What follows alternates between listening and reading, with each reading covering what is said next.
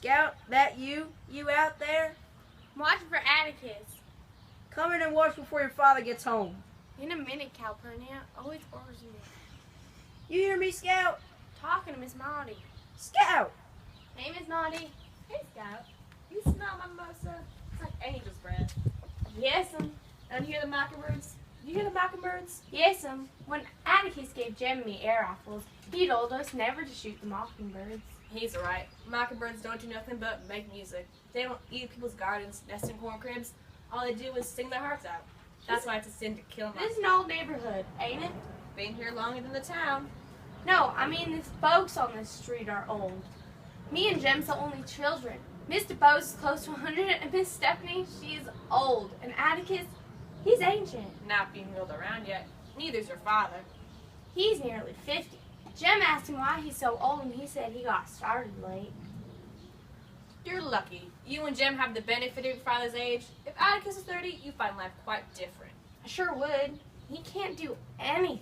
What do you want him to do? Drive a dump truck for the county, run for sheriff, do something worth mentioning. Other fathers go hunting, fishing. Seems to me you'd be proud of him. Why? He works in a law office and reads. Hey, Scout! The way folks are going on around here, you think he's running still. Scout, how can your daddy defend Negroes? Walter Cunningham, I know it's you. Keep this up and I'll give you another whipping. Scout's daddy defends Negroes. Take that back, boy. You gonna make me?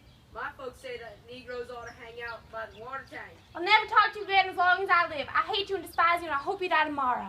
Everyone says your daddy's a disgrace. You're a coward.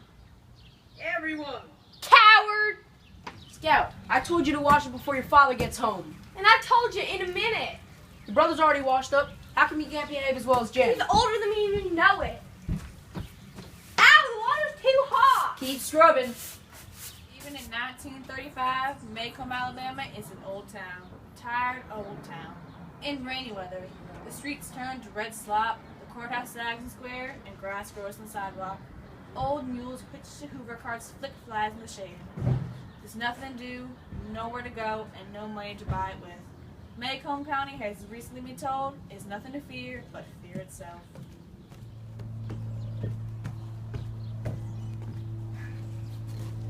Lack of money is no excuse for the Radleys to let their place go like that. The least they could do is cut the Johnson grass and rabbit tobacco. According to Miss Stephanie, everybody has a streak. A drinking streak, a gambling streak, a mean streak, a funny streak. They certainly do. No Atkinson minds his own business. Every Merriweather is morbid. The truth is not in the Delafields. All the Bufords walk like that.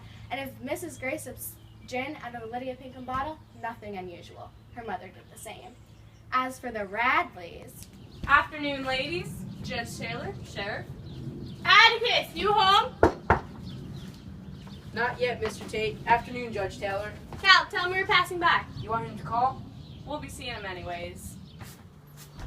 Change into a clean blouse. As for the Radleys... Do you think Boo Radley's still alive? His name's Arthur, and he's still alive. How do you know? What a morbid question. Haven't seen him carried out yet. Jem says he died and someone stuffed him up a chimney. Well, he's alive. He just stays inside. Would you if you didn't want to come out? But I want to come out. When that boy was in his teens, he came up with some bad ones from Old Salem. They were arrested for using profane and abusive language in the presence of a lady. He was released to his father, and he shut him up in that house, and he wasn't seen again for 15 years. Now she'll tell you what happened 15 years later. Boo Radley was sitting in the living room cutting up items for his scrapbook. As his father walked by, he drove the scissors into his parents' leg, pulled them out, wiped them on his pants, and resumed his activities. Mr. Radley said no Radley was going to no rehab. So he kept him in his house where he is till this day, or Miss Maudie would have seen him carried out. All my life, and I've never seen him. I saw him. It was midnight, and I woke up and there he was, face like a skull, staring at me in my bed. What'd you do? She scared him away. How? She moved over in the bed for him. Miss Maudie, you a streak. A streak I cannot properly describe in front of a young lady. She's right. Afternoon, Mrs. DeBose. You must smell my mimosa. Angel's breath. Hey, Scout. Hey, Jim! Alabama must be playing in the Rose Bowl with Jem Finch scoring a touchdown. Where are you going this time of day, Jeremy Finch? Playing hooky, I suppose? I'll just call the principal and tell him myself. It's Saturday, Mr. Bose. Does your father know where you are? Of course he does. Miss Maudie told me this morning you ruined her Scuppernong arbor. If she tells your father, you'll wish you'd never seen the light of day. I haven't touched her Scuppernong arbor. Don't you contradict me. If you aren't sent to reform school by next week, my name's not DeBose. Why is she so mean? Reverend Sykes, please, you must confine your choir to the colored church. Excuse us, Mr. Bose. We're just making a special visit to our parishioners. Miss Cal? Afternoon, Reverend Sykes. It's about Tom Robinson's trouble. We need to do more for his wife and kids. Yes, Reverend.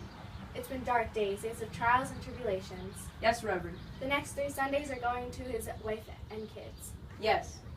Why are we taking up a collection for Tom Robinson's wife? To tell you the truth, Helen's finding it hard to get work these days. I know Tom Robinson's done something bad, but why aren't folks hiring Helen? Folks aren't anxious to have anything to do with that family. Yes, Pa. I told you, stay out of town, you hear? I hear. Bob Ewan is died of Mayella.